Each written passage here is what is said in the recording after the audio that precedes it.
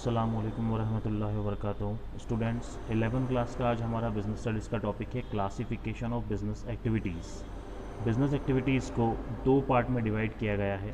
पहला है industry and second is commerce. First of all हम इंडस्ट्री का मीनिंग देखते हैं। Industry refers to that institution where raw material is transformed into finished products. Industry एक ऐसी जगह है, एक ऐसा इंस्टीट्यूशन है जहाँ पर कच्चे माल को ट्रांसफॉर्म किया जाता है पक्के माल में, मतलब रॉ मटेरियल को कन्वर्ट किया जाता है फिनिश प्रोडक्ट में। These products of industry are sold either for further transformation into finish goods और फॉर अल्टीमेट कंजप्शन। फिर ये जो गुड्स प्रोवाइड किए जाते हैं, जो फिनिश प्रोडक्ट तैयार किया जाता है, ये दूसरी इंडस्ट्रीज़ को बेचा जाता है ताकि इससे और दूसरे प्रोडक्ट बनाए जा सकें, या फिर डायरेक्ट कंज्यूमर को बेच दिया जाता है ताकि इसका कंजप्शन हो सके। मतलब डायरेक्टली यूज़ करने के लिए भी इसको बेचा जा सकता है और दूसरे प्रोडक्ट में बनाने के लिए भी उसको बेचा जा सकता है। इसके एग्जांपल्स हैं रॉ मटेरियल, जैसे वुड लिया, फर्नीचर बना, फिनिश प्रोडक्ट जो है ये फर्नीचर बनेगा उसका। रबर निकाला, रबर से टायर बना। वीट से फ्लोर बना।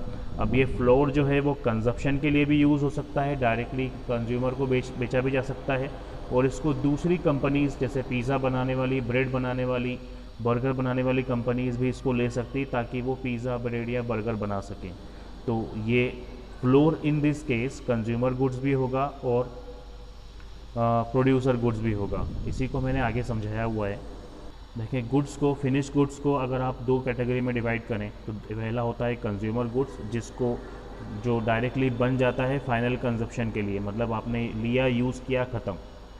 और दूसरा होता है प्रोड्यूसर गुड्स। प्रोड्यूसर गुड्स वो होते हैं जिसको फर्दर प्रोडक्शन के लिए, दूसरे गुड्स को बनाने के लिए यूज़ किया जा सकता है। जैसे फॉर एग्ज़ाम्पल मैंने एक वीट फ्लोर का एग्ज़ाम्पल लिया। आटा जो है अगर आप कंज्यूमर लेकर जाता है अपने घर में यूज़ करने के लिए तो वो कंज्यूमर गुड्स है, लेकिन वही अगर आटा कोई ब्रेड बनाने वाली फैक्ट्री, कंपनी अगर लेती है ताकि वो ब्रेड बना सके तो वो प्रोड्यूसर गुड्स है, क्योंकि उससे दूसरे प्रोडक्ट्स प्रोड्यूस होंगे। तो ये इंडस्ट्री का मीनिंग हुआ। अब सेकेंड हम देखते हैं commerce. Commerce is the process of buying and selling. Commerce एक ऐसी प्रोसेस है जिसमें बाइंग और सेलिंग तो है, खरीदना और बेचना तो है, एंड इसके साथ साथ all those activities which are facilitate trade such as, और वो सारी एक्टिविटीज़ जो ट्रेड को आसान बनाती है, जैसे स्टोर करके रखना गुड्स को, वेयर हाउसेस में होता है ये। ग्रेडिंग, गुड्स को क्वालिटी के अकॉर्डिंग डिवाइड करना, ए ग्रेड का, बी ग्रेड का, सी ग्रेड का, फिर उसके बाद उसकी प्राइजेस डिसाइड की जाती है।